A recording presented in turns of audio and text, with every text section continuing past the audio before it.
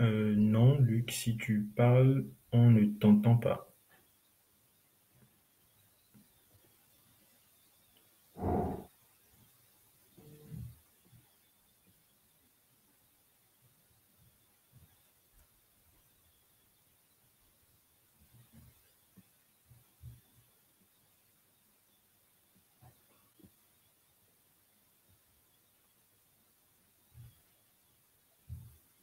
Non, si tu parles, on ne t'entend pas. Heureusement, moi, j'ai fait le test tout à l'heure. Ça allait être bon pour moi.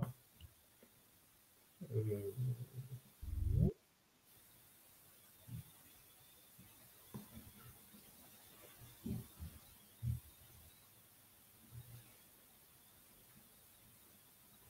Allô?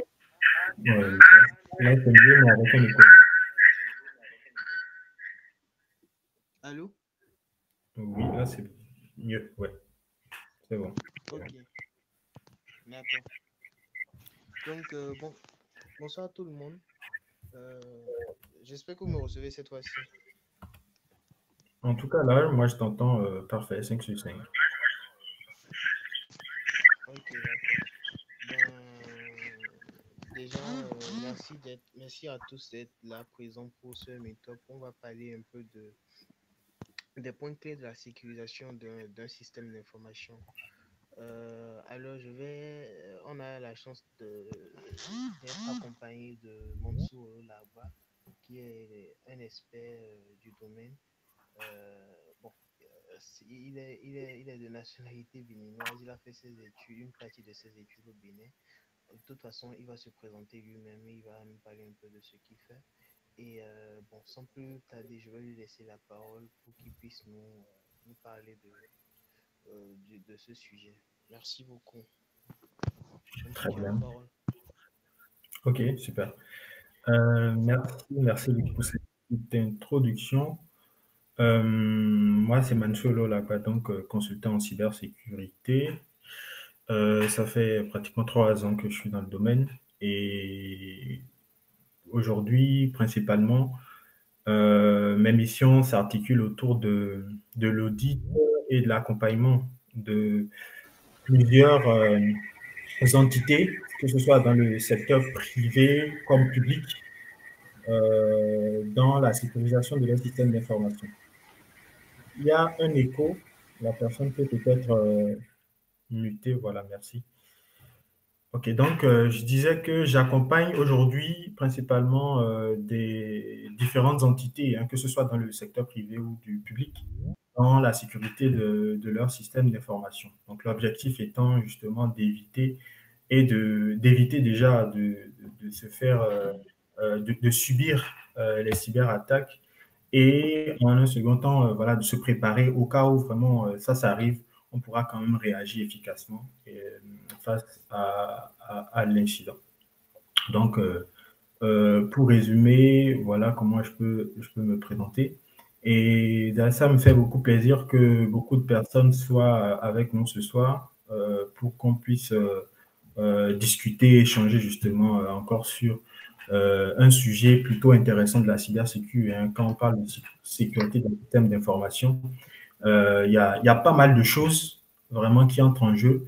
Mais je suppose qu'aujourd'hui, le public que j'ai, c'est un public mixte qui a déjà un intérêt pour la cybersécurité, bien sûr, mais qui, on peut être en face de DG, de DSI ou d'autres profils qui ne sont pas forcément au cœur de la cybersécurité, mais qui ont un intérêt pour la cyber, mais en même temps face à, à une population qui peut être aussi vraiment au cœur déjà du sujet, avec une certaine technicité assez pointue sur le sujet. Donc, tout au long de la présentation de ce que je vais dire, je vais essayer en même temps être plus terre à terre, donc essayer de vulgariser un certain nombre de choses sans pour autant rentrer dans les détails techniques.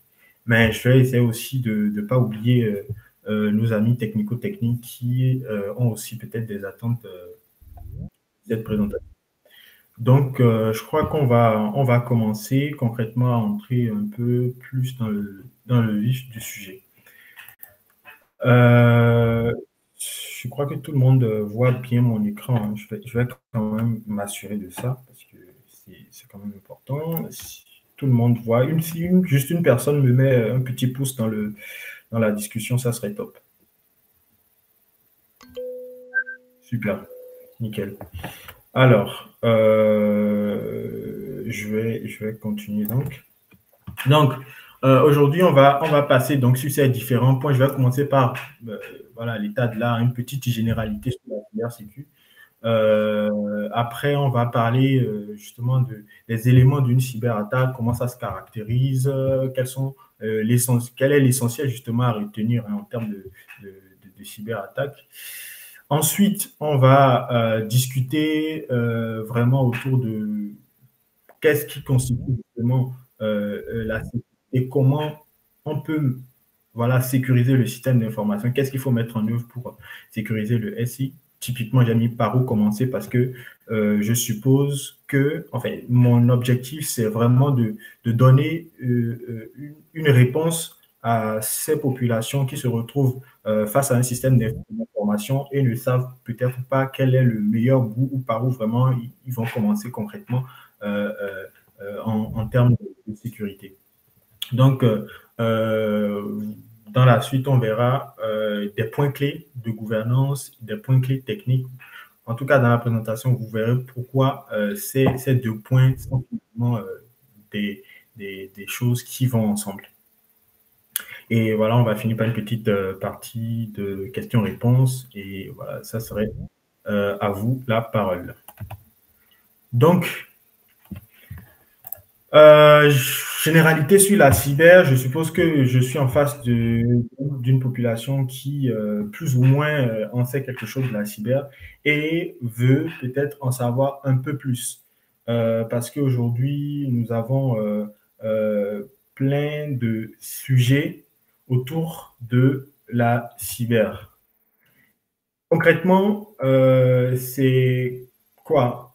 Que ce soit en entreprise, hein, ou que ce soit en un particulier, nous sommes tous concernés par le sujet de la cyber. Euh, les particuliers, parce que nous avons une vie sur Internet qui est plus ou moins quand même à protéger, et les entreprises encore plus parce qu'il y a beaucoup de données qui sont manipulées et il y a beaucoup d'enjeux derrière qui doivent être protégés. Nous avons aussi nos petits alertes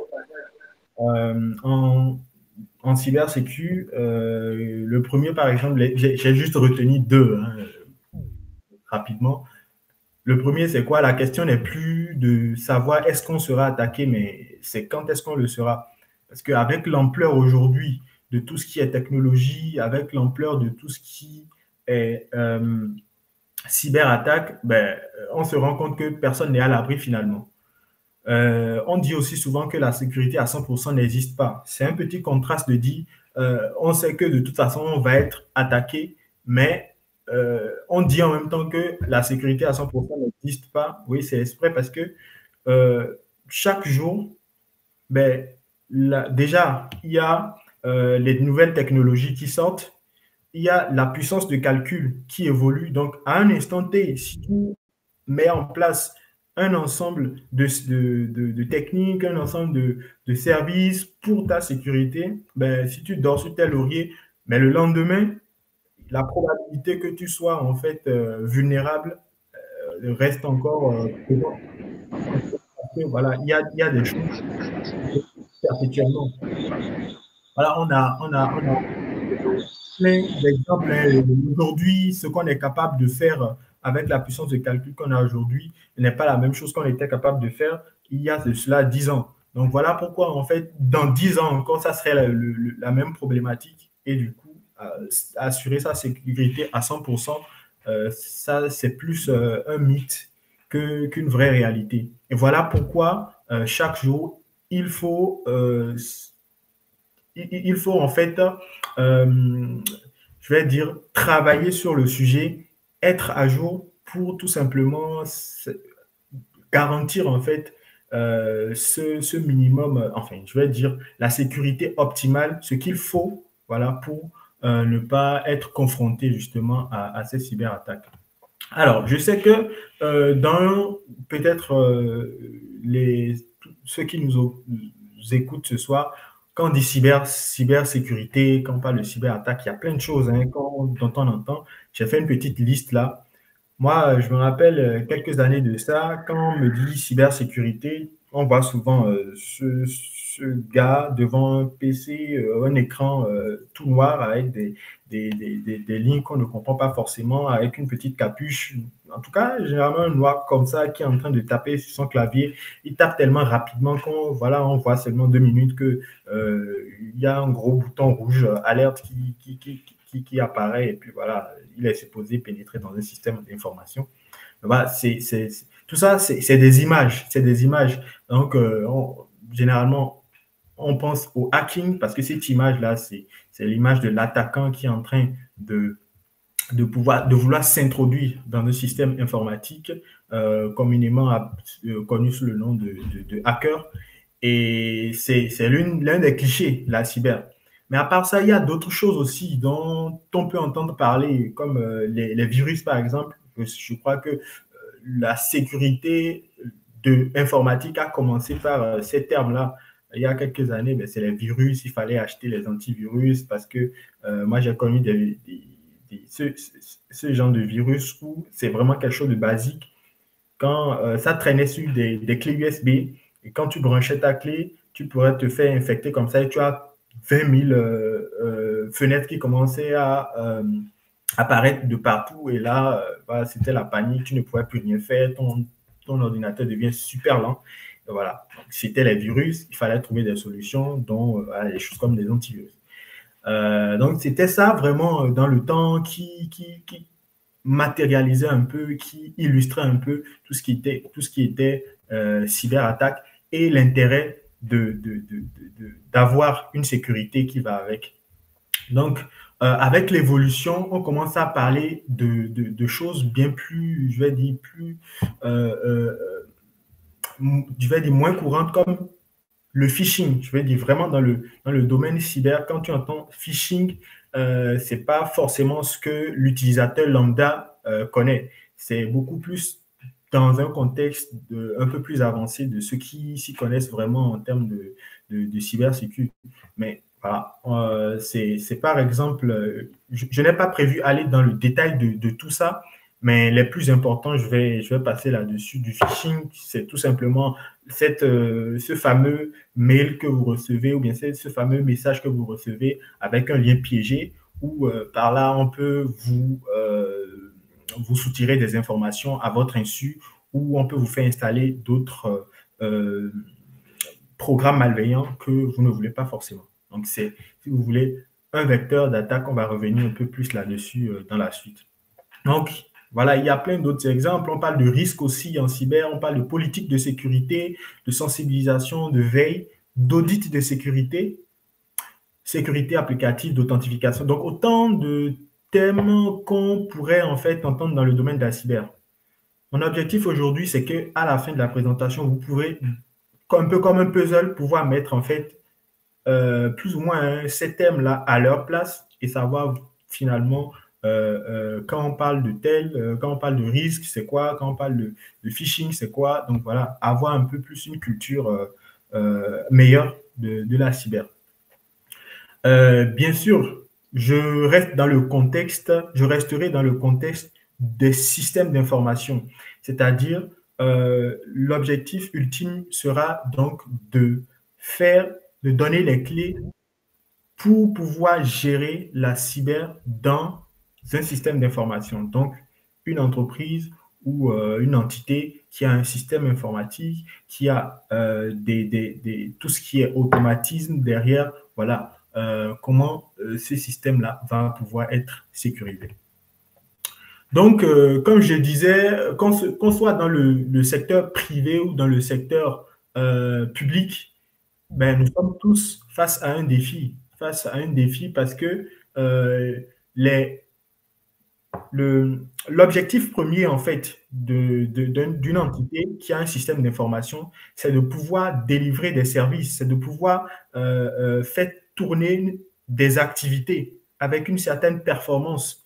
Et pour ça, l'informatique est au cœur en fait de cette problématique-là. On a beaucoup de processus qui ont été automatisés grâce à l'informatique. Il y a beaucoup de choses qui ont été dématérialisées grâce à l'informatique aujourd'hui. La belle preuve, il y a quelques années, pour envoyer un courrier, il fallait aller à la poste, faire, je sais pas, la queue, envoyer le document. Ça fait 3 jours avant que le destinataire ne le reçoive. Mais aujourd'hui, avec juste un simple mail, tu peux déjà communiquer dans la même journée et régler ton problème. Donc voilà autant d'avantages, autant de services que nous rend l'informatique aujourd'hui pour faciliter un certain nombre de choses. Donc là, j'ai mis dans le domaine, quand on va dans des secteurs un peu plus spécifiques, on va voir par exemple le processus de facturation qui est devenu beaucoup plus automatisé, beaucoup plus rapide. Donc on peut envoyer des factures par des plateformes sécurisées, ce qui permet d'accélérer le traitement de certaines opérations. Tout ce qui est stockage de données clients. Aujourd'hui, on est vraiment dans le monde de la data. Il y a beaucoup de données qui sont brassées. Là, je dis données clients, c'est juste une partie de données. Il y a beaucoup d'autres types de données qui sont, euh, qui sont traitées, qui sont stockées aujourd'hui. Et tout ça, voilà, l'informatique est au cœur de toutes ces problématiques-là. Donc, il y a tout ce qui est R&D aussi, il faut voilà, garder tout ce qui est R&D, recherche et développement, donc les secrets, quand vous prenez des boîtes comme des Coca-Cola qui ont des brevets qu'il faut sécuriser, garder quand même avec un certain niveau de confidentialité. Donc tout ça, c'est, je vais dire, des, des, des, des utilités justement et des facilités que nous offre aujourd'hui le système informatique. Mais le problème, en fait, c'est que nous sommes face à un monde où il y a des Recording is on.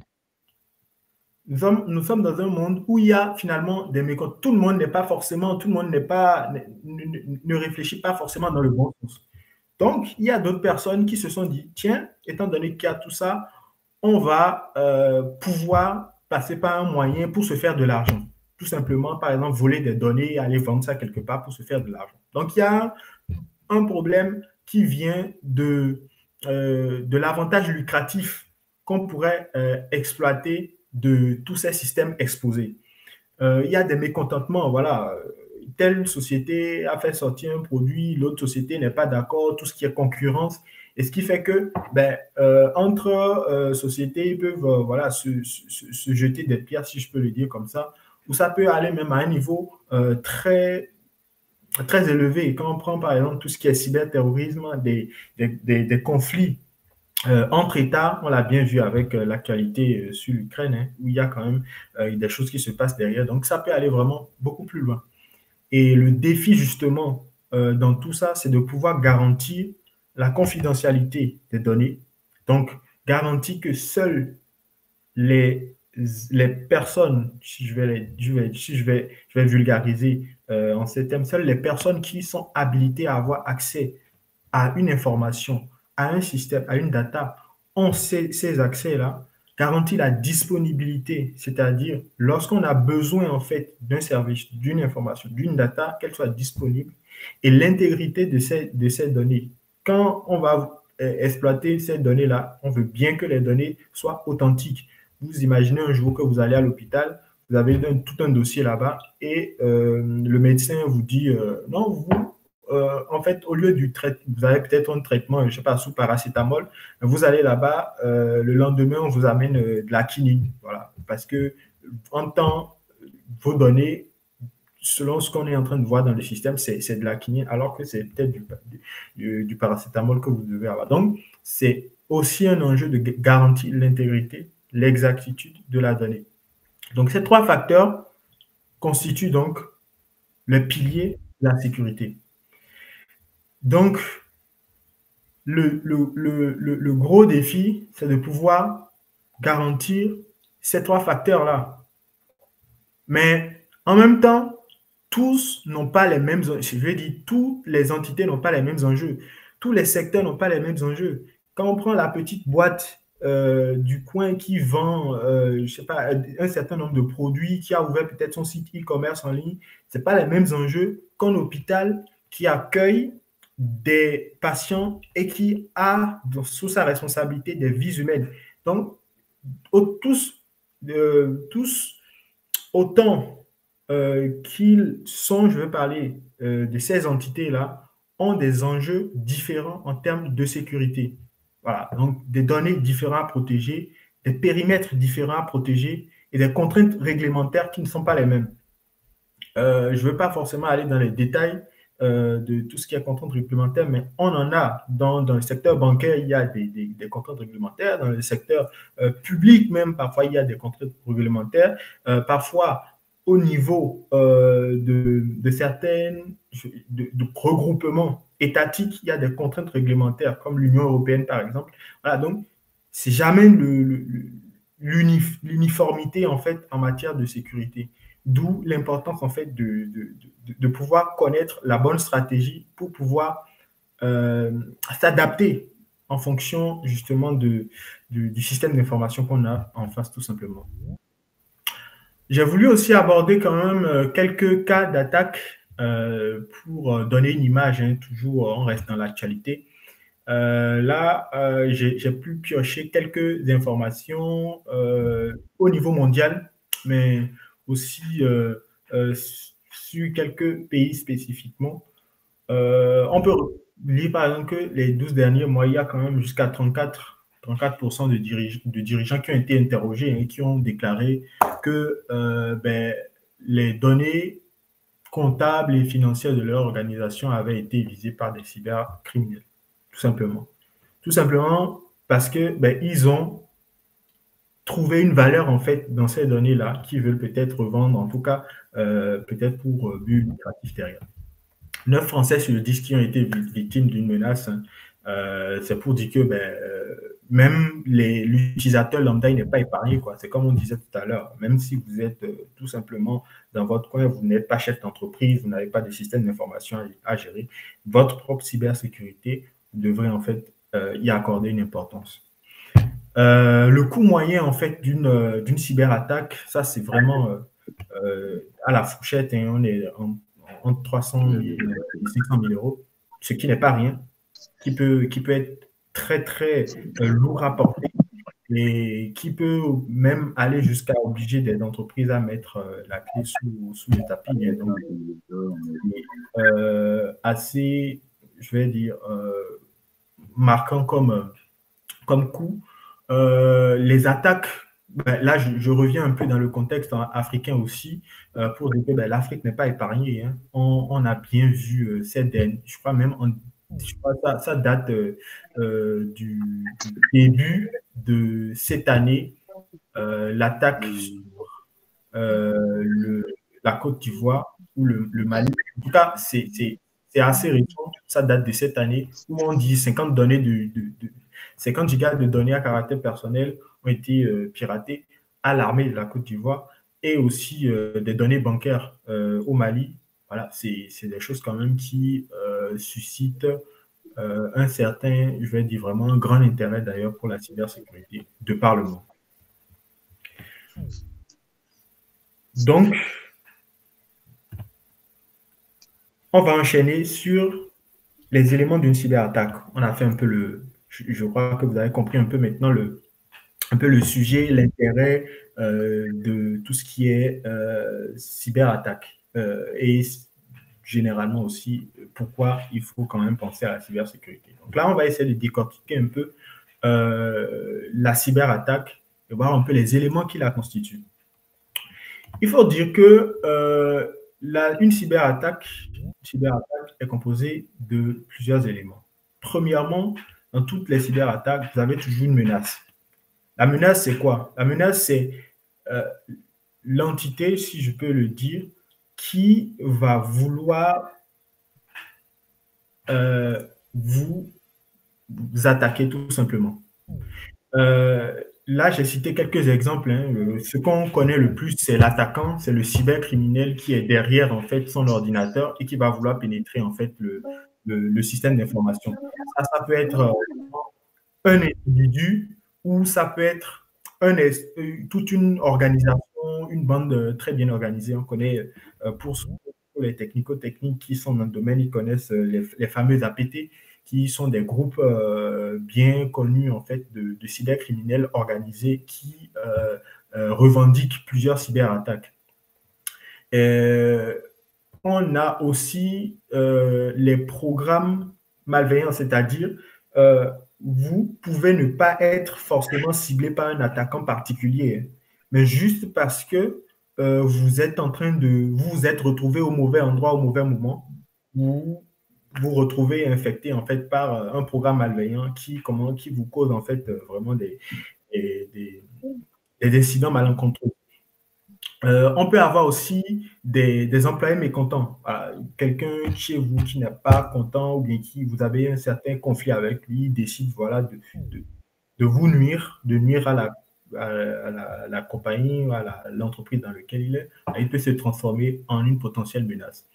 Nous avons aussi d'autres cas de figure comme des concurrents qui vont vouloir vous mettre des bâtons dans les roues, des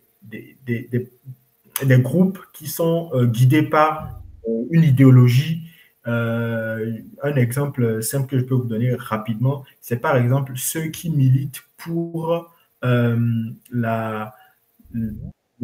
l'avortement, par exemple. Il peut y avoir en fait un groupe qui dit nous, on n'est pas pour l'avortement et tout. Et pour ça, ils vont attaquer un hôpital spécial parce que l'hôpital fait beaucoup de campagnes pour sensibiliser sur l'avortement et qui propose en fait un certain nombre de solutions pour accompagner les personnes qui sont dans cette situation un peu difficile à pouvoir trouver des solutions. Donc, voilà, ils se lèvent comme ça pour rien du tout. Ils disent non, nous, on n'est pas d'accord avec votre politique. Et voilà, on vous attaque. Ils peuvent mettre en place des moyens qu'il faut juste pour vous nuire. Il peut y avoir aussi des ludiques, c'est-à-dire juste une personne qui n'a aucun intérêt forcément, mais qui fait ça juste pour s'amuser. Il se dit, bon voilà, je vais essayer de faire tomber leur serveur, je ne sais pas quoi, en tout cas leur service, juste pour le fun, pour dire à mes copains que ben, voilà, j'ai réussi à attaquer telle ou telle entité. Donc voilà, d'autres cas de figure. Ça peut être aussi étatique, où là, on est vraiment entre deux États avec tout ce qu'il y a comme ressources derrière qui s'affrontent. Donc, bref, il y a toujours une menace, en fait, qui va guider, en fait, l'attaque. Le deuxième élément que je voudrais mettre en avant, c'est le vecteur d'attaque. Le vecteur d'attaque, ça serait le moyen que la menace va exploiter pour pouvoir atteindre ses objectifs. Et aujourd'hui, le vecteur d'attaque numéro 1, vraiment, c'est le phishing. Je parlais de ça tout à l'heure et je vais expliquer un peu. En fait, le phishing, tout simplement, c'est une technique qui consiste tout simplement à contacter ou à envoyer un message à, à une cible pour lui faire cliquer sur le lien, pour lui faire donner, pour lui faire donner des informations, révéler des informations qui étaient supposées confidentielles, ou lui faire exécuter des programmes à son insu. Je crois qu'il y a un micro qui est ouvert si la personne peut me dire. Donc, je parlais du vecteur d'attaque qui constitue en fait le moyen qui est utilisé par la menace pour pouvoir atteindre son objectif. Le phishing, qui constitue tout simplement la méthode privilégiée des attaquants aujourd'hui, parce que facilement, ils peuvent envoyer un mail. Tout le monde a une adresse mail aujourd'hui, hein, c'est d'ailleurs le chemin le plus privilégié.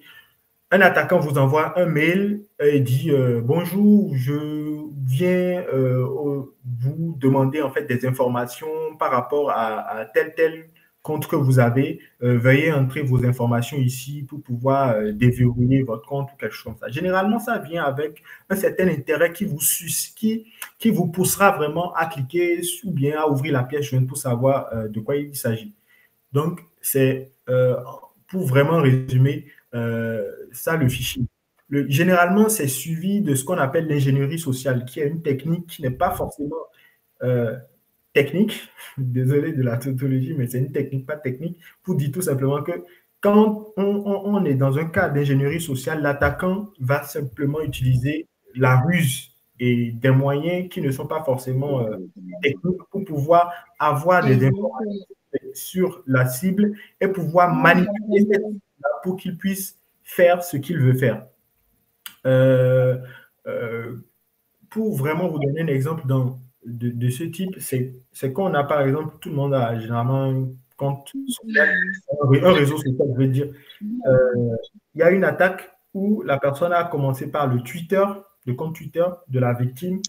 Regardez un peu, c'est quelqu'un qui raconte aussi beaucoup sa vie sur Twitter. Il a collecté un certain nombre d'informations sur la victime. Il a dit que la victime travaillait dans telle boîte, occupait tel poste et a pu avoir le numéro justement de fil à aiguille de la boîte dans laquelle la personne travaille. Tout ça, c'est des informations qui ne sont pas très compliquées à avoir quand on sait s'y prendre.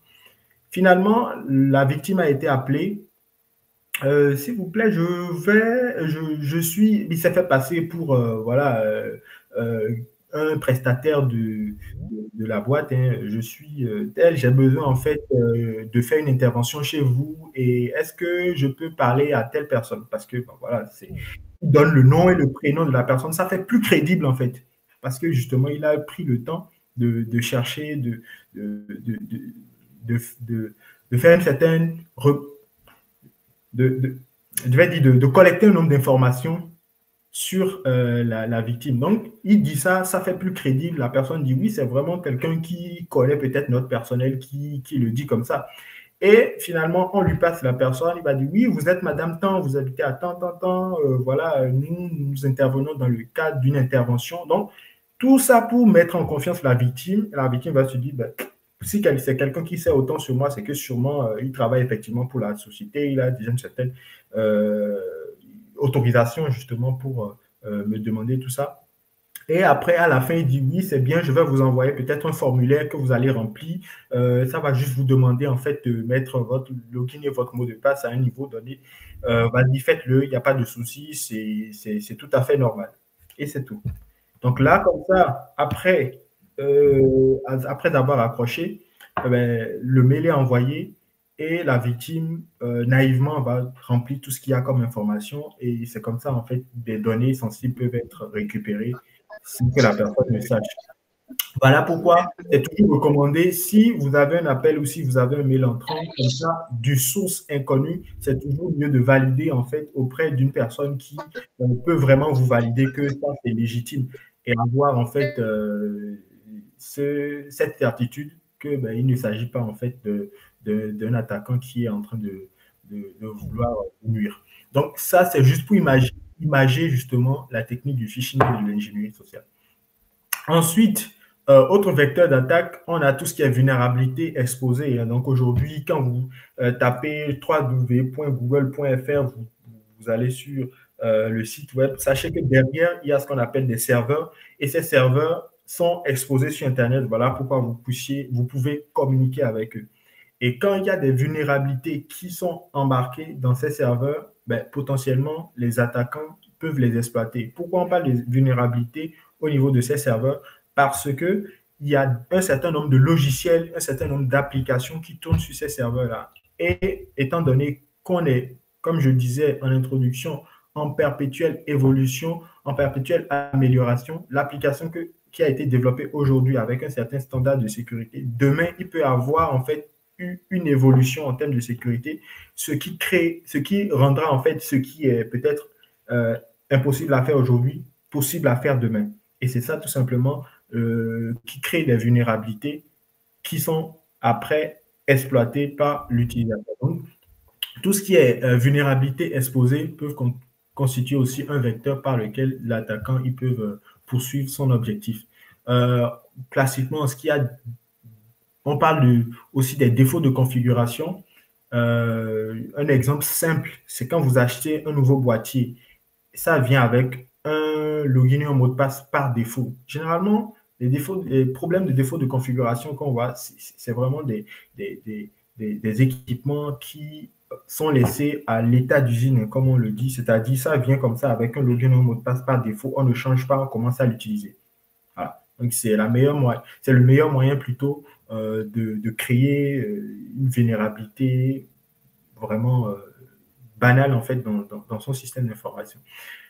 Nous avons aussi tout ce qui est chaîne d'approvisionnement. Et ça commence à prendre de plus en plus de l'ampleur.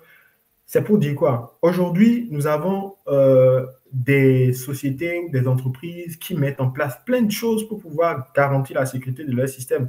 Donc, les atteindre directement devient plus compliqué. Et ce que les attaquants font, c'est qu'ils passent par une chaîne d'approvisionnement qui leur permet de rebondir sur le système d'information de la cible. Donc aujourd'hui, je ne sais pas, je prends un Google aujourd'hui, bien je prends un Microsoft aujourd'hui qui est peut-être top gun en matière de cybersécurité.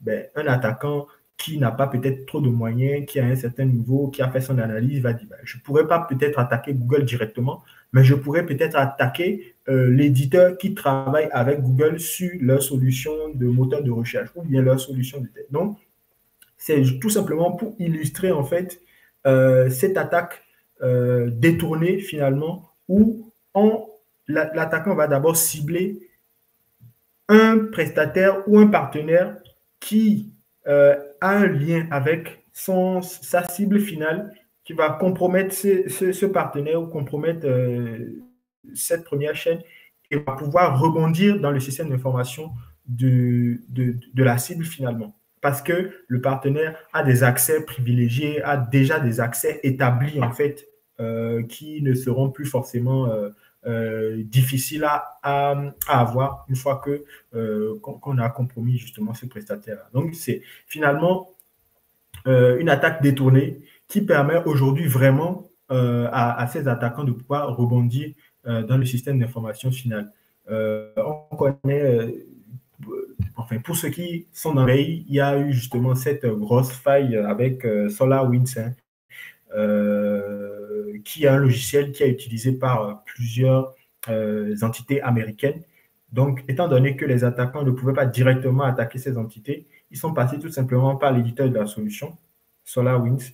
Ils ont mis leur petit programme dedans. SolarWinds a été déployé dans les systèmes de ces entités américaines et c'est comme ça qu'ils se sont retrouvés dans les systèmes, tout simplement. Donc, voilà typiquement un exemple d'attaque par la chaîne d'approvisionnement. Ok, là on a parlé d'attaque et tout.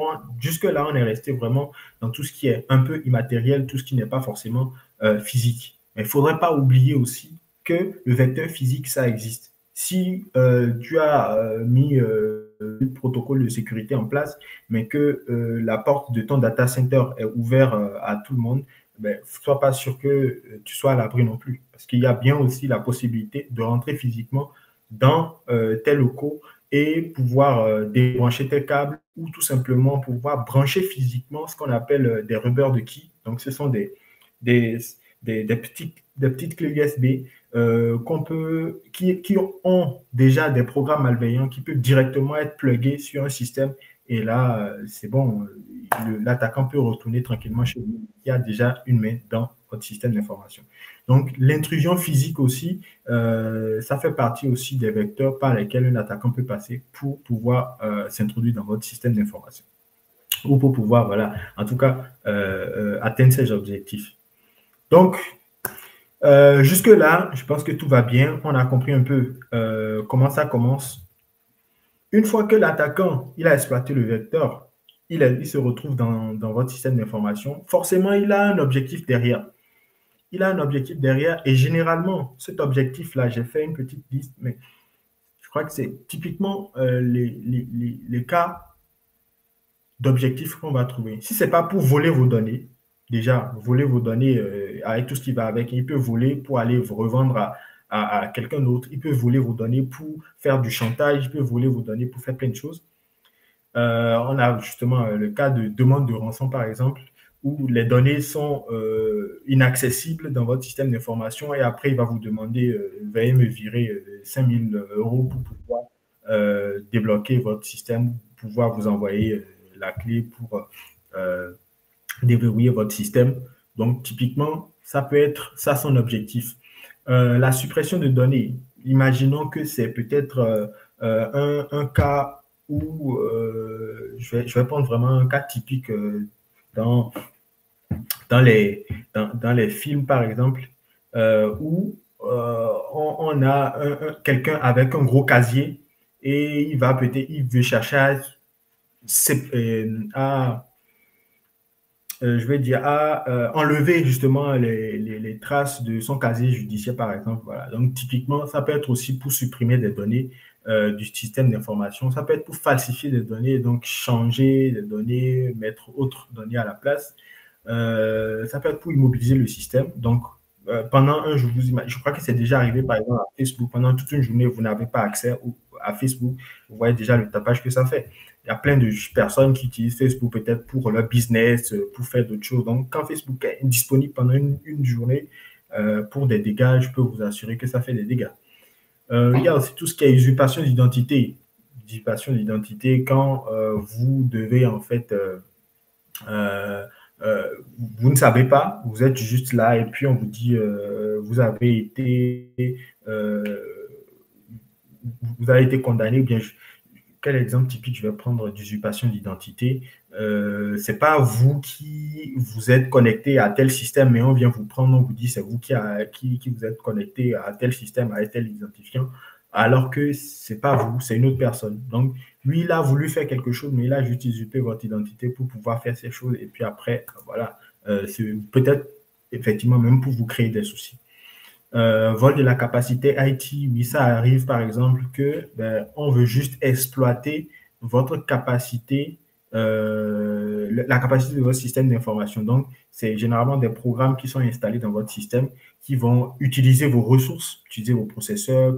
Quand on parle du crypto mining, par exemple, pour pouvoir faire des activités qui finalement vont ralentir votre système. Vous aurez des problèmes opérationnels, des problèmes de productivité. Alors que voilà, c'est tout simplement un attaquant derrière qui est en train d'abuser tout simplement de vous. Donc ça, c'est les objectifs en gros. Dernier élément sur lequel je veux revenir, c'est les impacts. Cyberattaque, ça part toujours aussi avec un impact. Parce que lui, il fait ce qu'il veut faire, il accomplit son objectif, il part, mais vous aurez forcément des impacts derrière. Si ce n'est pas votre business qui est pris, imaginez si e-commerce qui a l'habitude de vendre 20 000 articles par jour, qui se retrouve indisponible pendant une semaine, ça, c'est du chiffre d'affaires qui part. On parle de l'opérationnel aussi, parce que si vous avez une chaîne de production où vous avez un système qui doit gérer des factures, gérer un certain nombre de choses au jour le jour, je pense par exemple à un système de recouvrement, par exemple avec les huissiers et compagnie, qui chaque jour ont besoin de leur système pour pouvoir poursuivre leurs créanciers, qui doivent payer des factures, payer des dettes, je veux dire. Imaginez que ce soit indisponible pendant une semaine. Voilà, on aura vraiment un problème derrière. La productivité aussi, parce que si les employés ou bien le personnel se retrouve dans un cas de cyberattaque, c'est la productivité qui prend un coup. On est ralenti, on n'est plus vraiment productif parce qu'on craint, voilà, il y a tel cyberattaque, il y a tel document qui n'est plus disponible, il y a tel fichier qu'on avait sur le serveur qui n'est plus disponible. Donc, la productivité, ça peut prendre un coup. Il y a votre image aussi.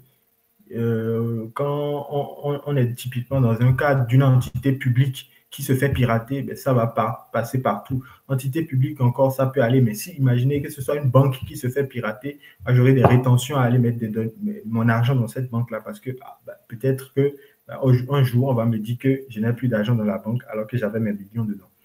Donc, l'image, ça peut être impacté. Juridiquement, vous pouvez être poursuivi aujourd'hui, vous pouvez être poursuivi parce que quand vous avez des contrats, vous avez des délais à respecter. Même quand je prends le cas typique de la banque où vous gardez l'argent des gens et que un jour comme ça, on se rend compte que le compte en banque est vide. Derrière, vous imaginez que forcément, il y aura des répercussions juridiques qui sont très importantes. Je suis revenu aussi sur le facteur santé parce que ça me rappelle l'exemple d'une dame qui a été victime d'une cyberattaque. Je vais pas dire ça comme ça. Elle a été utilisée justement dans ce fameux processus d'ingénierie sociale et de phishing où c'est via elle qu'un montant a été transféré sur le compte de l'attaquant, hein, parce que c'est une secrétaire de direction qui a reçu un mail de son directeur qui dit il faut que vous me transférez en fait 20 000 euros sur mon compte, c'est urgent, j'ai besoin de ça pour une réunion. Voilà, dans la foulée, comme ça, sans vérifier, voilà, elle a fait le transfert et c'était sur le compte de l'attaquant. tout est parti. Donc, mentalement, la dame a été affectée et c'est vraiment en fait un travail psychologique qu'il faut faire après pour que les victimes s'en remettent.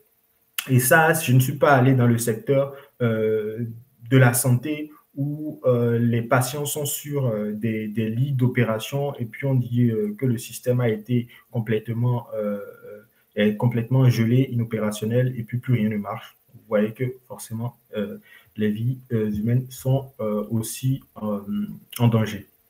Donc voilà, pour rapidement, j'ai pris le temps quand même d'aller un peu plus en détail sur cette partie parce que j'estime que c'est quelque chose qu'il faut comprendre. Quelque chose qu'il faut comprendre de manière claire pour pouvoir savoir exactement c'est quoi vraiment les enjeux en termes de sécurité quand on reste dans le contexte justement d'un système d'information. Alors, on va continuer avec les différentes étapes de la compromission d'un SI. Là, j'ai donné les différents éléments, mais là, je vais aller un peu plus en détail, mais je ne vais pas trop perdre mon temps parce que ça, c'est déjà un peu trop technique. Pour ceux qui sont dans le domaine, vous connaissez la fameuse Cyber Kill Chain qui représente finalement les différentes étapes en fait, de compromission d'un système d'information. Donc, ça permet tout simplement d'avoir une visibilité sur les différentes étapes de l'attaque et pouvoir savoir comment l'intercepter au bon moment. Et voilà, avec ça, avec ce schéma-là, on comprend les différentes techniques de pénétration du système d'un attaquant. Donc, pour résumer rapidement, on a la phase de reconnaissance où l'attaquant il prend le temps de chercher un certain nombre d'informations sur la cible. Il y a la phase de fabrication, je vais dire, du malware ou bien de ce qu'il faut pour pouvoir exploiter une faille. Et une fois que l'attaquant a fabriqué son outil, il passe maintenant à la phase comment je vais dire, délivrance, voilà, pour livrer. C'est comme un paquet qu'on vient de te livrer. Et c'est justement lors de cette livraison-là que la cible, bien le point zéro par lequel il est rentré, va être exploité, la vulnérabilité sera exploitée et va permettre à l'attaquant d'avoir un premier pas dans le système. Donc, une fois qu'il a un premier pas dans le système, il va commencer par s'installer. Donc, une fois qu'il a exploité la vulnérabilité, il va pouvoir s'installer dans le système. Donc, toujours pas des vulnérabilités que vous avez au sein de votre système. Une fois qu'il a bien fini de s'installer, il a fait tout ce qu'il veut. Là, il va commencer maintenant par faire ce qu'on appelle le command and control. Parce que généralement, soit le malware, soit le programme malveillant vient avec toute sa charge dans votre système où il n'a pas forcément besoin de contacter une entité extérieure pour recevoir des instructions sur quoi faire, soit il vient avec une partie de la charge virale et le reste est commandé depuis l'extérieur. Donc, c'est la partie où s'il y a des instructions qu'il doit recevoir de l'extérieur, ben, il reçoit des instructions pour faire ci, pour faire ça. Voilà. Donc là, l'attaquant est déjà un peu plus avancé dans votre système. Et enfin, une fois que tout ça c'est fait, il y a maintenant les actions qui sont réalisées. Et c'est dans cette fameuse phase qu'on voit que notre système a été infecté ou bien notre serveur ne fonctionne plus ou bien nous avons des lenteurs, on ne comprend plus ce qui se passe. Voilà, c'est généralement dans cette phase. Et très généralement, si on en est là, c'est qu'il est déjà peut-être trop tard, sinon souvent trop tard. Statistiquement, on a des infos qui nous disent que l'attaquant peut passer jusqu'à 180 jours dans votre système sans que vous n'en sachiez rien du tout. Donc, vous voyez toutes les phases depuis la reconnaissance jusqu'à la partie command and control. Il est dedans, il le fait, mais vous ne voyez rien du tout. Et c'est ça qui est dommage parce que quand il décide en fait de passer à l'action, c'est que ce n'est pas le moment où il faut commencer à installer l'antivirus. C'est déjà trop tard. Il a déjà fait quand même pas mal de choses. Donc voilà un peu pour comprendre un peu plus techniquement les étapes de la compromission d'ISI. Bon, pour aller un peu plus loin, on a le MITRE qui est un framework de cybersécurité où vous allez là-bas, vous avez des informations beaucoup plus détaillées sur ces différentes phases-là et avec les différentes techniques qui sont utilisées. Voilà, c'est vraiment, je recommande pour les analystes et ben, voilà, les technico-techniques de la cyber qui veulent aller plus loin. Voilà. Donc, je crois que là, on a fait vraiment le tour sur tout ce qui est cyber, tout ce qui est menaces, cybersécurité, où ça vient, comment ça se manifeste. Et là, on va attaquer maintenant la partie concrète de comment on fait, quelle est la meilleure stratégie, quelle est la stratégie, l'une, je vais dire ça comme ça, qui vont nous permettre en fait de pouvoir s'assurer qu'on a quelque chose de sérieux qui nous permettra de nous prémunir de ces attaques. Alors, bon, la solution la plus facile, hein, c'est que si personne n'a, si on ne donne un ordinateur à personne, ben, écoutez, on ne sera pas hacké. Hein. Donc, c'est la solution la plus facile. Soit un ordinateur, soit un serveur. Hein. Bon, bien sûr, le même type. Mais ce qui est sûr, si personne n'a de l'ordinateur, si personne n'a un serveur quelque part, ben, on ne sera pas hacké. Mais malheureusement, ce n'est pas forcément la solution idéale parce qu'on a quand même besoin de ces ordinateurs, besoin de ces serveurs pour pouvoir fonctionner, pour pouvoir automatiser un certain nombre de choses. Voilà pourquoi la meilleure stratégie sera en fait un mix vraiment entre l'organisationnel, le technique et l'humain. Je vais expliquer. C'est-à-dire, premièrement, la première couche, c'est une couche de gouvernance. Gouvernance, ça veut dire quoi? C'est l'ensemble des initiatives, l'ensemble de l'organisation qui a été mis ou bien qui va être mis en place pour gérer le sujet de la cyber. Donc, ça englobe tout ce qui est évaluation des besoins en termes de sécurité, tout ce qui est contrôle à faire en termes de sécurité, tout ce qui est surveillance à faire en termes de sécurité et tout ce qui est communication autour de la cybersécurité. Dit comme ça peut sembler un peu abstrait, mais on va revenir sur des points et vous verrez en fait vraiment en termes de gouvernance, qu'est-ce qu'on peut faire. Deuxième chose, on reste un peu plus sur la partie aussi pas trop technique, on va parler de conformité. Conformité, pourquoi? Parce qu'il y a des normes. J'ai dit un peu plus tôt que tous les secteurs n'ont pas les mêmes enjeux. Donc, une fois que vous vous retrouvez dans un secteur ou dans un autre, il faudra forcément vérifier est-ce qu'il y a une norme ou bien il y a une réglementation à laquelle je dois être conforme. D'où l'intérêt de la conformité et qui facilite d'ailleurs la stratégie de cyber. Parce que tout ce qui est norme de conformité, ça vous permet aussi d'apporter des briques de sécurité à votre système d'information. Donc, un point aussi essentiel dans la stratégie à mettre en place pour sécuriser le système d'information. Ensuite, on a la technologie.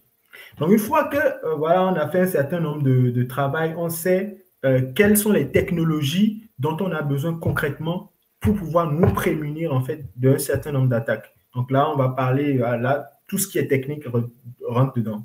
Vous n'avez pas de phare, pare-feu, tout ça. On va revenir là-dessus. Et là, on est vraiment dans les technos de sécurité à mettre en place. Et ensuite, on a la partie audit. Il est important, en fait, de pouvoir vérifier à chaque fois si le système qu'on a mis en place est bien efficace. Et toujours, tout est lié, en fait. Comme je le dis, vous mettez en place un système d'information. Déjà même, on a déjà été en face de certaines personnes, certains DSI ou responsables de la sécurité qui disent « Ouais, nous, notre système, c'est super sécurisé, on a déjà mis tout ce qu'il faut en place. » On dit « Ok, vous avez mis tout ce qu'il faut en place, mais ok, est-ce que vous êtes sûr que vous êtes vraiment au niveau où il faut? » Oui, il n'y a pas de souci, mais comme vous voulez, allez, auditez-nous. Voilà, ils disent « Vous pouvez venir vérifier. » À l'issue de l'audit, on sort avec une liste de 4 pages de recommandations. Ils se disent, ah ouais, nous avons perdu des chaussettes, nous avons perdu. Voilà.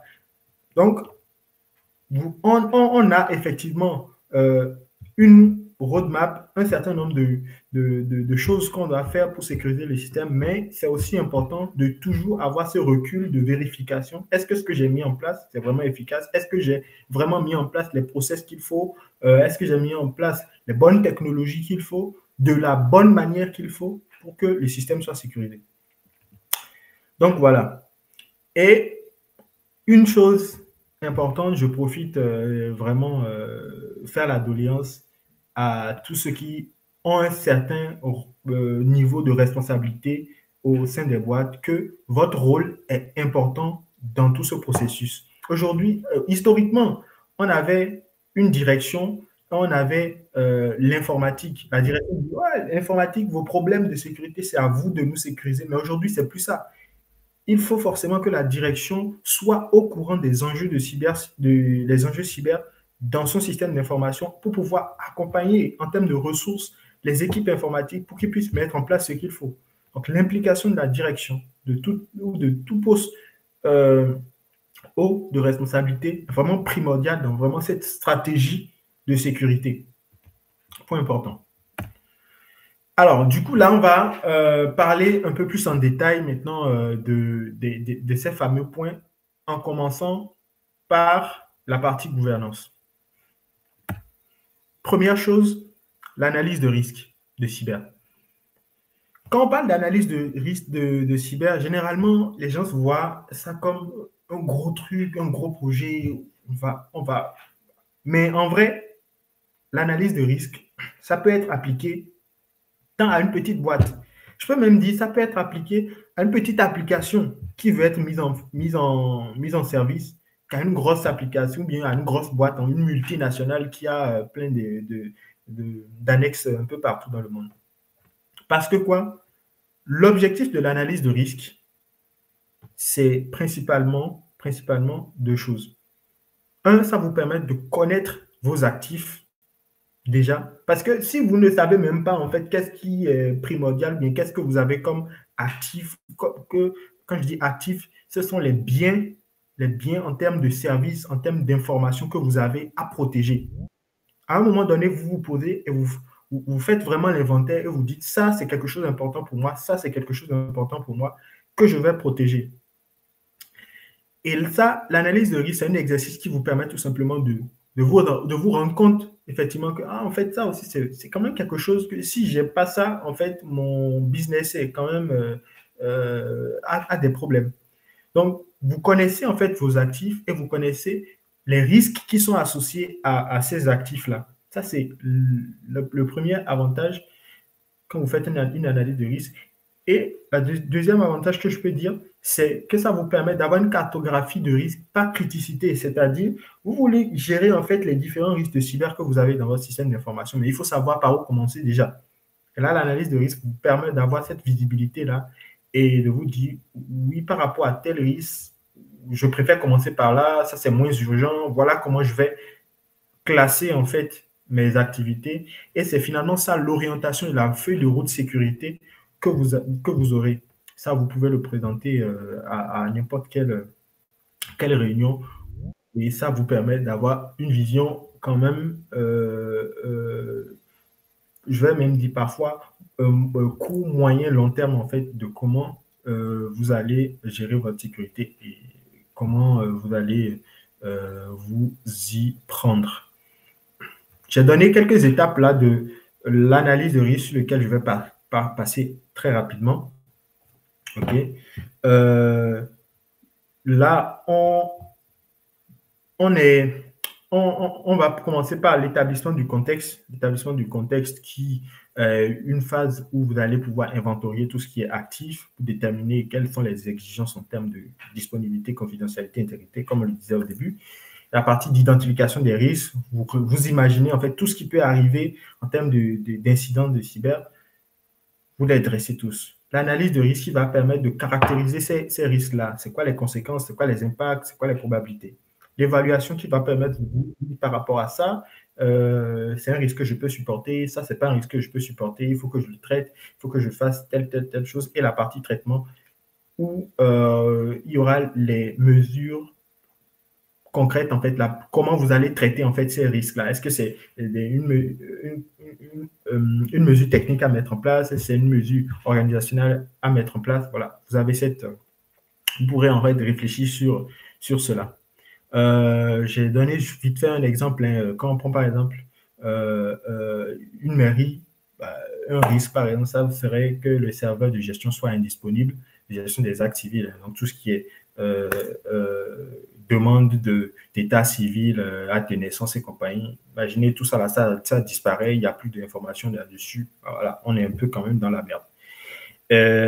Fuite de données personnelles des citoyens, vous imaginez qu'aujourd'hui, enfin, il y a pas mal de données qui sont à la mairie pour concernant, qui n'importe qui peut avoir accès. Voilà, ça pourrait aussi poser des problèmes. Donc, c'est ce genre d'exercice qu'on fait, on énumère et voilà, tous ces risques-là sont traités. On essaie de coller à ça une bonne mesure en fait pour pouvoir gérer, pour pouvoir les gérer.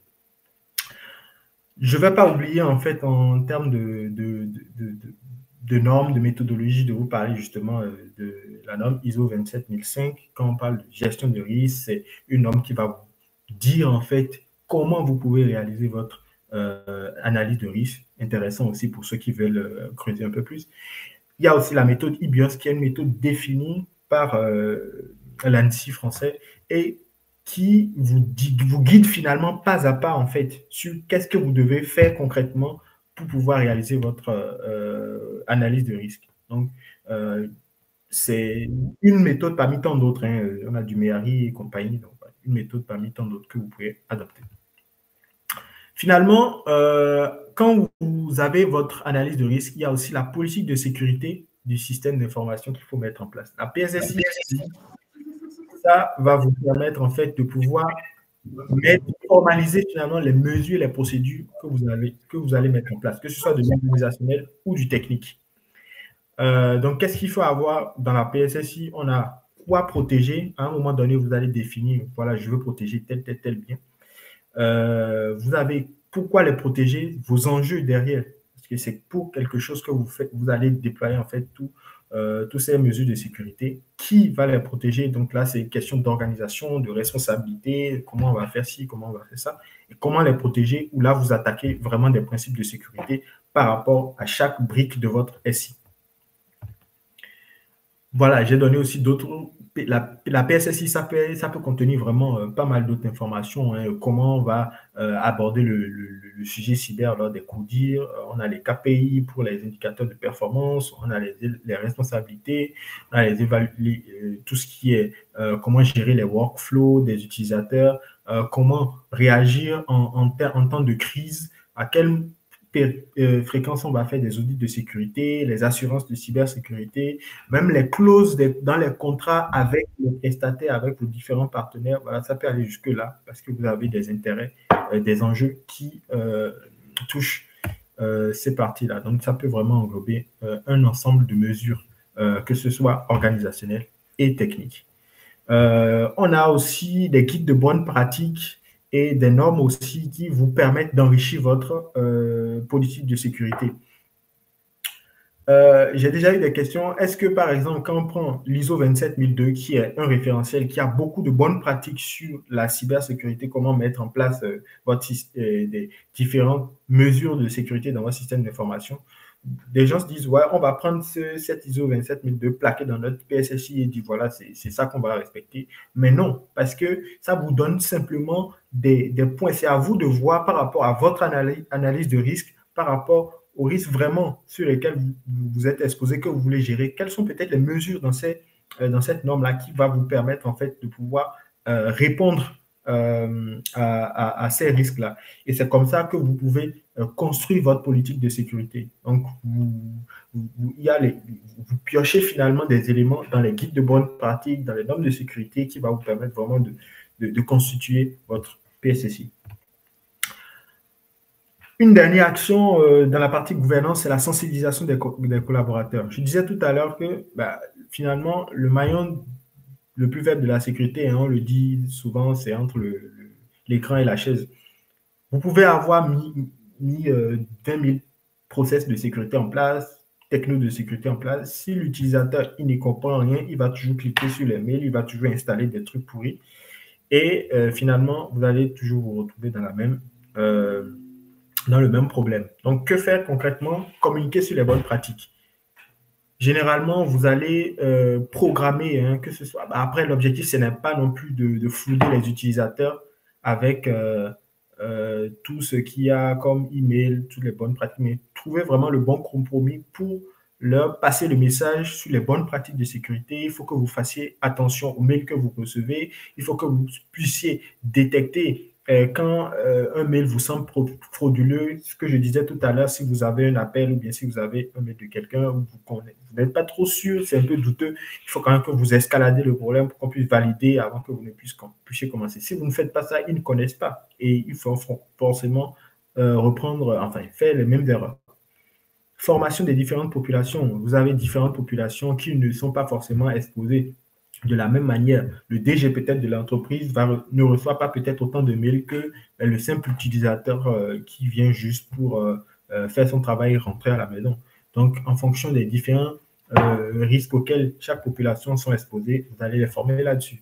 La simulation des attaques par phishing, ça, c'est un point qui peut aller un peu plus loin. Vous allez simuler des mails de phishing et voir est-ce que mes utilisateurs cliquent, par exemple. Et ça, c'est pas pour fusiller quelqu'un, pour dire, toi, tu as cliqué sur les mails de phishing. Non, toi, c'est pas bien. Mais c'est de pouvoir avoir, en fait, c'est quoi leur point faible et pouvoir les sensibiliser là-dessus pour que la prochaine fois, si vraiment le vrai attaquant envoyait ces mails, il ne puisse pas, justement, tomber dans le piège.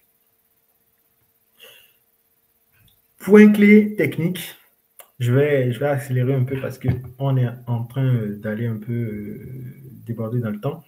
Point clé technique, ça, vous pouvez vous mettre à l'aise. Il y a seulement, en fait, des minimums techniques avec l'expérience, avec ce qu'on voit comme attaque. On a finalement dit, il y a des points techniques qu'il faut quand même faire par rapport auxquels il faut faire attention. Et ça vous donne déjà un certain niveau de maturité en termes de cybersécurité. Donc là, je veux parler de la protection du réseau où beaucoup de personnes savent que oui, aujourd'hui, il faut installer un pare-feu pour filtrer les flux internes et externes. Mais il y a le sujet de la segmentation du réseau aussi qui est important parce que si l'attaquant compromet par un point, il faut que vous puissiez limiter sa propagation, d'où la segmentation du réseau. Un réseau à plat où on a les utilisateurs, les services, les serveurs, tout le monde dedans, c'est que facilement, quand un attaquant rentre, ça ne serait pas du tout compliqué pour qu'il aille plus loin.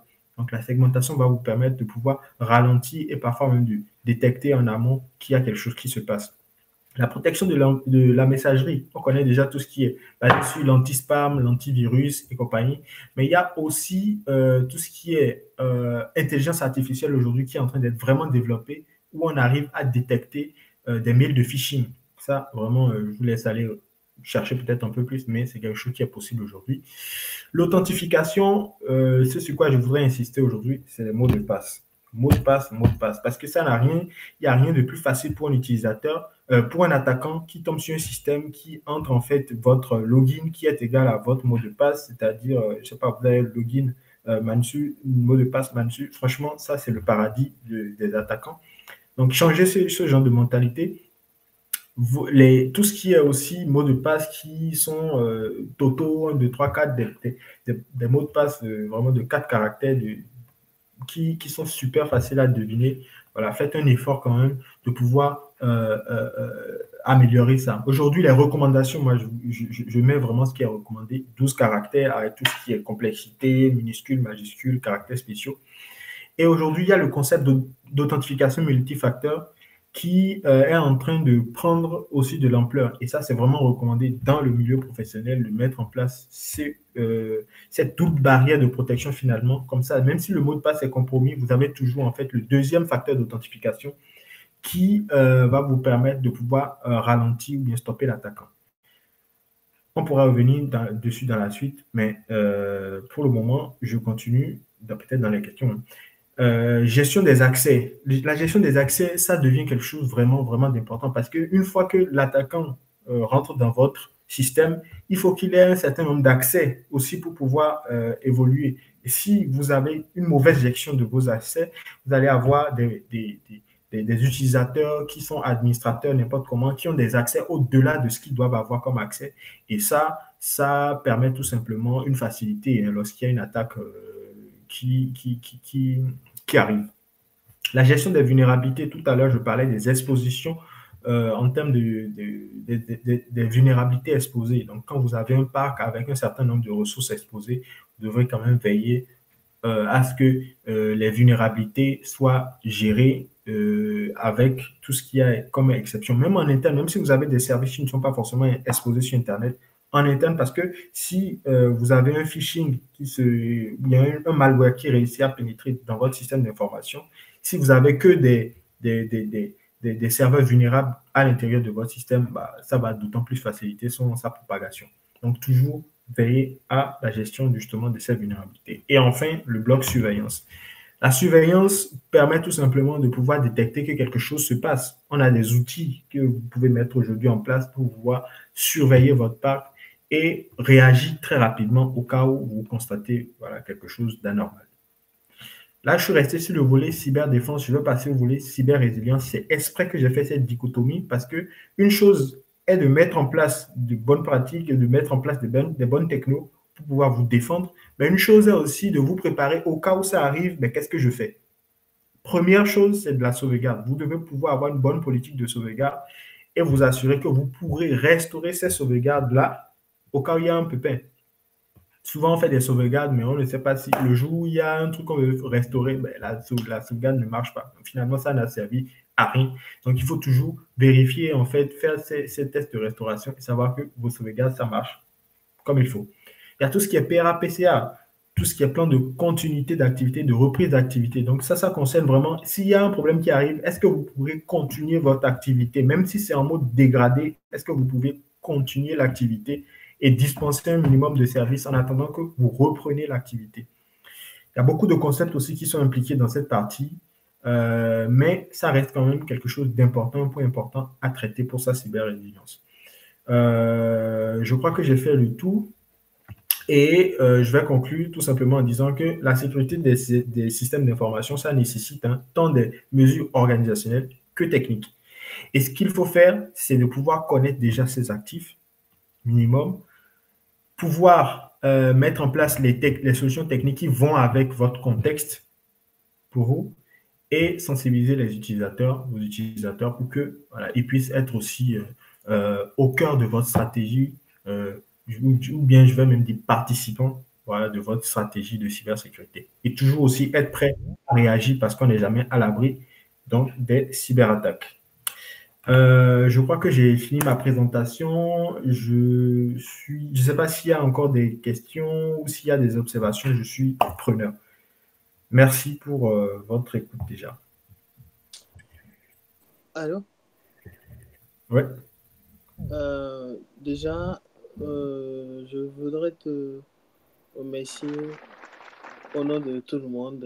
Et bon, je pense que la présentation était très intéressante.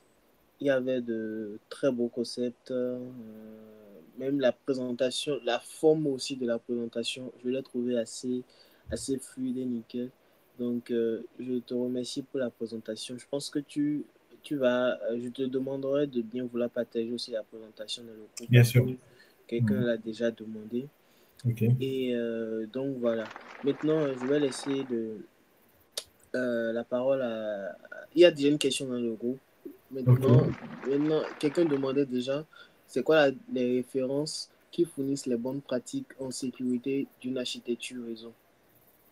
Euh, les références d'une sécurité en architecture réseau. OK. Je vais dire premièrement, je suis dans un contexte français et puis il y a l'ANSSI de la France qui donne beaucoup de guides en matière de sécurité. Et parmi ces guides, il y a un guide spécial sur la sécurité des architectures. Je ne sais pas comment, ah, ou bien peut-être après, il y a mon mail. S'il veut, il peut me contacter, je pourrais lui envoyer. Mais déjà, il peut commencer par là. Et après, il y a aussi pas mal de référentiels aussi qui, même dans la partie, dans les normes ISO, qui reviennent un peu sur la sécurité des architectures. Donc, il y a de la documentation, effectivement, qui peut être exploitable, notamment celle de l'ANSSI, je veux dire. Bien sûr. Bien sûr. Bon, par rapport au contact de présentateur, il est dans le groupe. Et après, il va envoyer la présentation et bien sûr, vous pourrez le contacter en inbox. Hmm. Il y a Joseph qui a levé la main pour, je pense que c'est pour une question. Joseph, Joseph, ben, si tu peux, tu es sur mute en fait. Ah oui, si tu parles, on ne t'entend pas, hein. Joseph, tu es sur mute. Allô, vous me recevez maintenant? Oui, c'est bon. Oui, oui, oui, oui. Oui, bonsoir, monsieur Lolaba. Merci. Bonsoir à votre Bonsoir. collaborateur aussi. Merci beaucoup pour la présentation. C'était une très belle présentation. Et par rapport au thème même choisi, j'avoue que la présentation a été très, très bien structurée. Merci. D'habitude, je pose mes questions dans la discussion, mais j'ai voulu vraiment enfin, discuter de vive voix avec vous. J'ai été vraiment immergé. Alors, si possible, si vous pouvez nous reprendre un peu les étapes de la compromission, en fait. Là. Ah, J'aimerais, à partir déjà de la weaponisation, dont je n'ai pas bien cerné, et déjà à ce niveau, j'aimerais savoir, puisque vous avez dit à un niveau donné que euh, parfois le virus est déjà là, la menace est déjà là, et oui. on ne se rend compte, on ne se rend pas compte de ça. Mhm, Et mhm. puis après, bon, quand on installe les antivirus, il y a trop tard. Mais comment faire? Comment faire? Comment faire déjà même pour que, avant même l'étape d'exploitation, euh, qu'on arrive quand même à détecter ces menaces-là. Donc OK. voilà un peu ma préoccupation, ma première préoccupation. Sinon, ma deuxième préoccupation, c'est au niveau de la cyber-résilience, la deuxième étape là. Plus en Mhm. première étape, je crois que vous avez parlé de La sauvegarde et puis tout ce qui est oui, la PC. sauvegarde, oui, j'ai bien compris la sauvegarde, mais le PC, je vois. Le PRA et le PCA? Exactement, exactement. OK. Je reviendrai là-dessus alors. Merci bien. Ok. Merci beaucoup. Avant que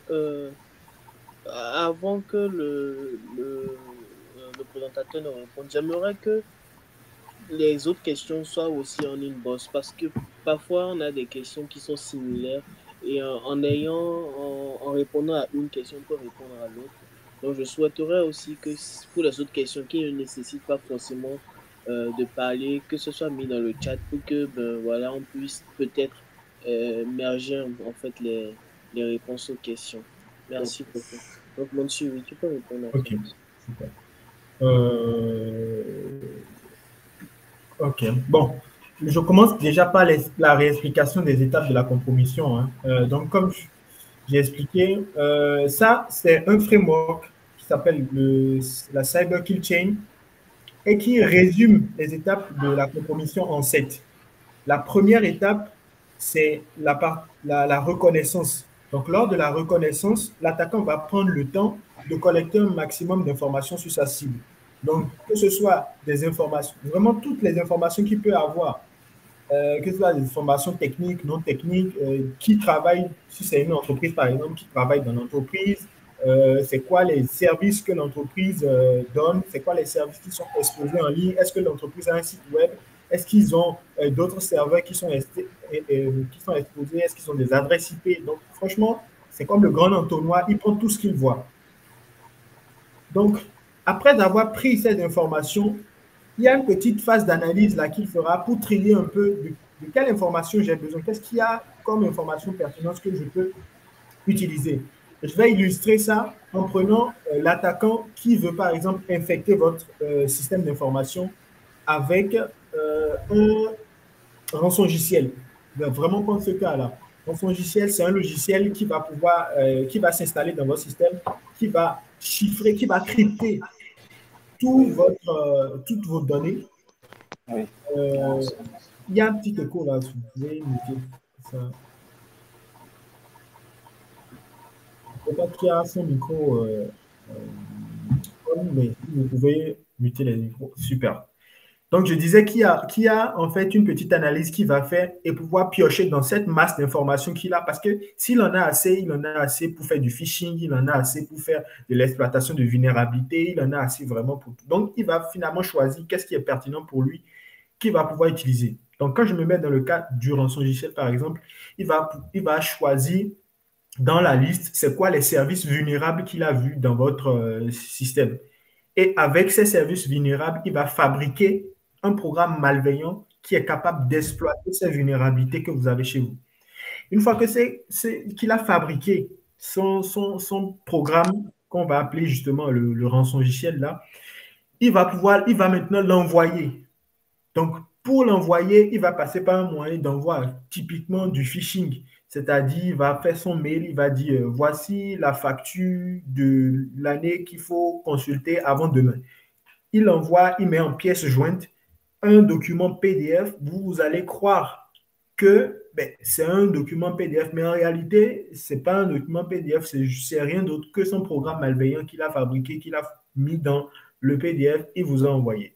L'utilisateur, donc ça, c'est la phase de delivery, dans la phase d'envoi.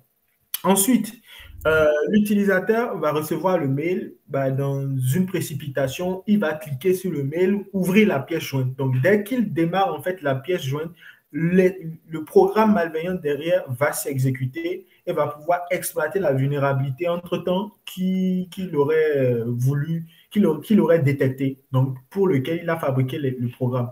Donc, ça, c'est la phase d'exploitation. Une fois que la vulnérabilité a été exploitée, l'ordinateur ou bien le serveur, ou bien en tout cas le support sur lequel ça a été exploité va se retrouver infecté.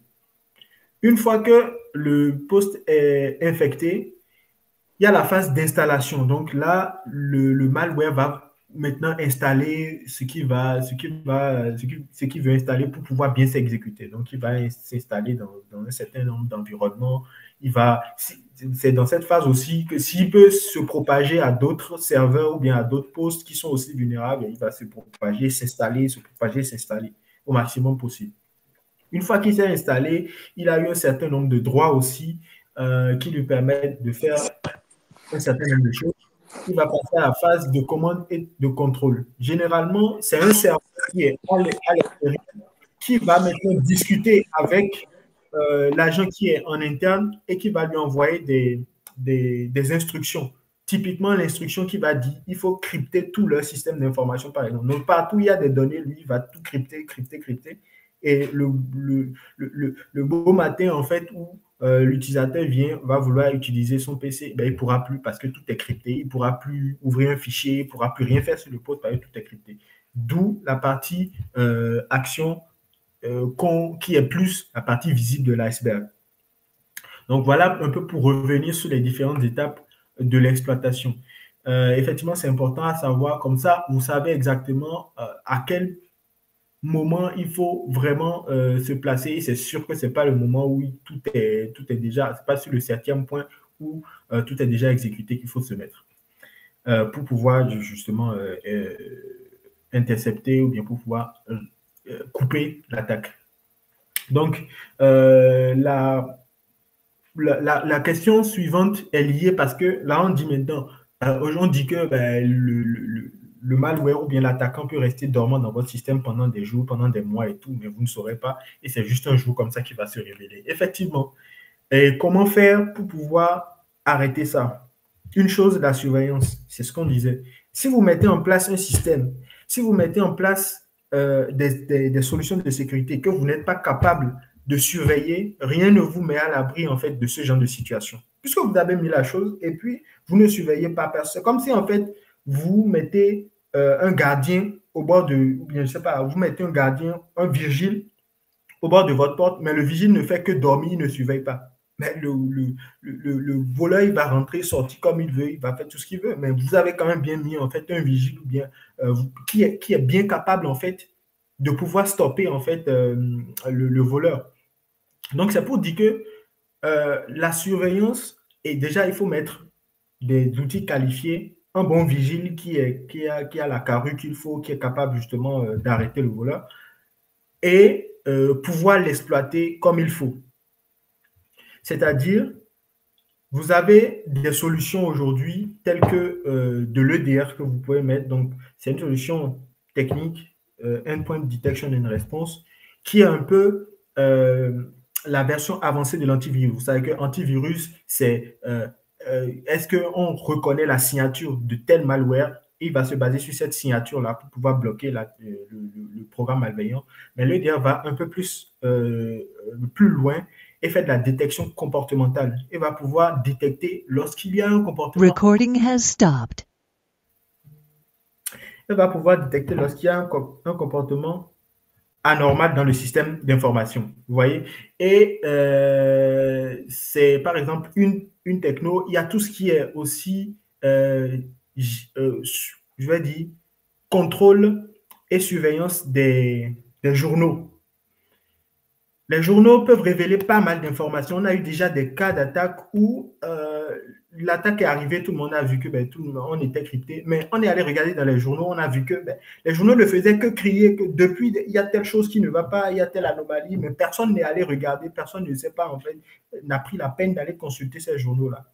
Et c'est ça qui a fait que c'était déjà trop tard qu'on a détecté le truc. Donc, le point clé, c'est de la surveillance. Il faut regarder, il faut vérifier, il faut mettre en place les outils qui vont pouvoir aller faire de la bonne surveillance et il faut pouvoir suivre en fait ces outils que vous avez mis en place. Je vais revenir en fait sur le dernier point qui concerne la cyber-résilience. On a parlé de PCA et PRA. Le PCA, c'est le plan de continuité d'activité et le PRA, c'est le plan de reprise d'activité. La particularité, c'est quoi? Le plan de continuité d'activité, c'est ce que vous mettez en place pour pouvoir continuer votre activité. Je prends un exemple simple.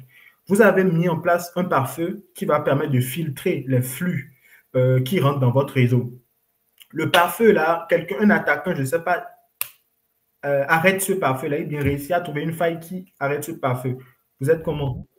Vous n'allez plus pouvoir filtrer en fait vos flux. Et résultat, vous serez en fait arrêt d'opération et compagnie.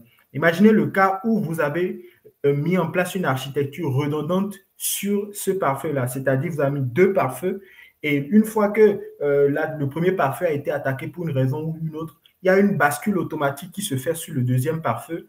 Ça vous permet en fait de maintenir votre activité. Peut-être le deuxième pare-feu n'a pas les mêmes performances, n'est pas aussi performance que le premier ou bien à un certain nombre de contraintes, mais ça vous permet quand même déjà de détecter qu'il y a quelque chose qui ne va pas et de pouvoir quand même maintenir votre activité, continuer finalement votre activité, même si vous êtes sous attaque. Une autre manière de voir la chose, c'est typiquement dans le milieu hospitalier où vous avez le retour au papier, c'est-à-dire le mode dégradé vraiment. On a l'habitude de traiter toutes nos informations avec le PC, mais si on fait un bon PCA, on va prévoir dans ce plan de continuité que même si on n'a plus 4 serveurs qui nous servaient à automatiser un nombre de tâches, on en a peut-être 2 ou bien on en a un serveur qui automatise un certain nombre de tâches et le reste des tâches se fait manuellement le temps qu'on revienne en fait, bien le temps qu'on traverse en fait la crise. Donc ça, c'est la continuité. La reprise d'activité adresse plutôt le cas où vraiment vous n'avez pas pu gérer du tout et il y a eu vraiment cet arrêt de votre système d'information et il faudra planifier la reprise automatiquement de votre système d'information sur un autre environnement. Donc là, ça nécessite des ressources supplémentaires qu'il faut planifier. Typiquement, vous avez un ransomware qui attaque en fait votre système d'information. Tout est crypté, tout est lock, vous ne pouvez plus rien faire. Si vous aviez une bonne PRA, si vous avez une bonne PRA préparée, vous allez pouvoir, même si c'est peut-être en 4 heures que vous êtes dans le blackout, vous allez pouvoir reprendre sur notre infrastructure qui a déjà été préparée. Donc, vous reprenez vos services, vous reprenez un certain nombre de services que vous avez sur votre nouvelle infrastructure et ça vous permet de continuer votre activité. Donc, c'est ça. La différence entre les deux, c'est que dans le PCA, vous avez vraiment géré, il n'y a pas eu d'interruption d'activité. Mais dans le deuxième cas, dans le PRA, il y a eu l'interruption de l'activité, mais ça a été maîtrisé avec un temps donné et vous avez pu reprendre en fait votre activité. Donc, tout ça, c'est des choses, bien évidemment, qui se planifient en amont, qui se planifient en avance pour pouvoir traverser ça facilement. Donc, voilà. Je crois avoir répondu. Merci beaucoup. En tout cas, on a eu une droit à une réponse bien complète. Il y a une autre question. Quels sont, quels outils ou technologies recommandez-vous pour faire la surveillance, la détection? Quel est le meilleur antivirus selon vous? Alors, c'est la question fétiche ou bien la question piège. Écoutez, il n'y a pas de meilleure solution. Je vais dire, il n'y a pas de meilleure solution. Il y a une solution qui va avec votre besoin. Comme je disais, les enjeux, ce n'est pas les mêmes. Il y a d'autres boîtes qui ont des enjeux beaucoup plus grands, mais il y a d'autres boîtes qui ont des enjeux beaucoup plus. Voilà, tout dépend en fait des risques que vous avez, de l'environnement, du périmètre et des ressources que vous avez. Pour donner un exemple simple, nous avons des solutions Top Gun qui font. Après, il y a aussi l'aspect prix qui va avec, hein, n'oubliez pas. Il y a des solutions Top Gun qui font peut-être des détections des années-lumière en avance, mais qui, qui, qui, font- qui nécessitent un certain niveau de compétence avant d'être accessibles.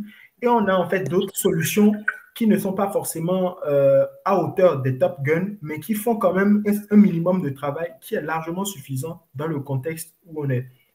Et pour donner un exemple d'outil concret, c'est ce que je disais tout à l'heure, il y a déjà la base, c'est de l'antivirus. Et là, aujourd'hui, on ne parle même plus d'antivirus, on parle d'EPP, donc des antivirus Next Generation.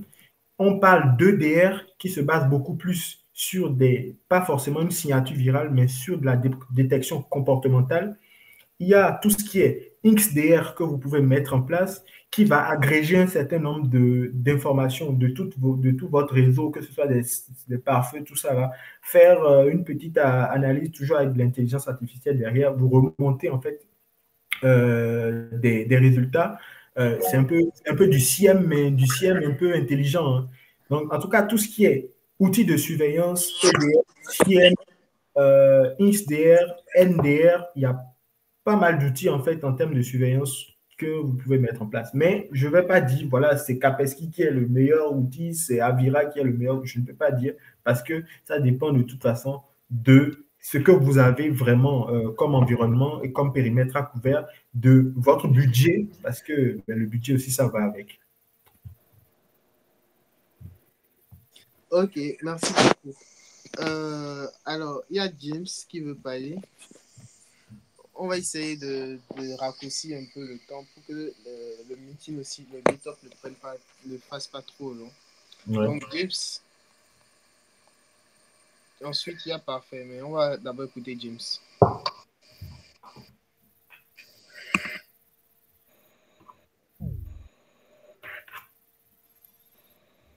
James?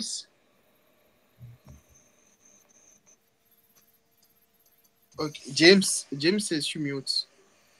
Oui, ouais, ouais. Faites attention hein, quand vous parlez. James? Bon, on va écouter Parfait alors d'abord. Parfait. Parfait, c'est sur mute. Donc, Parfait. Parfait. Vous me recevez? Oui. Allô? Oui, c'est Ouais. bon, mais non. Ok. Ok. Donc, je tiens vraiment à remercier le présentateur. Moi, j'ai vraiment appris de nouvelles choses. Et je tiens vraiment à le remercier pour sa présentation, pour sa brillante présentation. Je Merci. voudrais poser une question concernant XDR et des antivirus. Je me demandais, on dit que les EDR, c'est comme des antivirus, mais qui fonctionnent sur la détection comportementale. Je me demandais si c'est différent des antivirus de nouvelle génération qui se basent sur pour faire la détection, quoi. Qui se base sur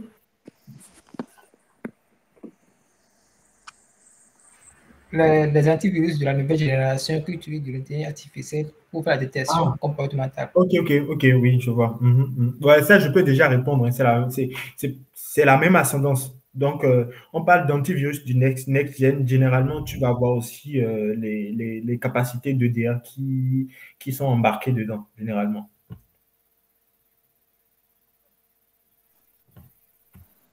C'est bon. Et pour faire... Allô? Pour faire aussi, pour ajouter une petite partie, par exemple, l'antivirus et le DR, ils fonctionnent, enfin, le DR, par exemple, quelque chose que un EDR peut détecter et que l'antivirus ne peut pas forcément détecter, c'est par exemple quand on essaie de faire un dump de la mémoire. Généralement, quand on veut extraire, par exemple, les mots de passe qui sont sauvegardés dans la mémoire vive de l'ordinateur, ce sont on exécute des process qui peuvent être, par exemple, des choses qui sont faites directement en mémoire. Et l'antivirus, c'est généralement pour dire tel fichier est malveillant, c'est Ouais, beaucoup plus en ce sens. ouais, ouais. Mais quand on parle de comportement, voilà, par exemple, il remarque qu'il y a telle bibliothèque précise qui est appelée, ben voilà, le DR, il est là pour flaguer ce genre de comportement. C'est ça, c'est ça. Et pour aller plus loin, on parle de fileless detection, c'est-à-dire des programmes qui ne se basent pas sur des programmes malveillants qui ne se basent pas sur un logiciel. Tout se fait en mémoire. Donc, si tout se fait en mémoire, si tu peux avoir le meilleur antivirus de la Terre, il ne va rien voir venir. Mais c'est que, en fait, l'EDR qui va voir que d'habitude, ça, ce qui se passe, le dump de mémoire n'est pas normal. L'exécution qui se passe en mémoire, ça va en fait compromettre des accès, des privilèges, et c'est là que tu auras l'alerte. Donc voilà, complété. James? James est toujours sur mute. Ou peut-être que c'est bon. Alors, est-ce qu'on a d'autres questions?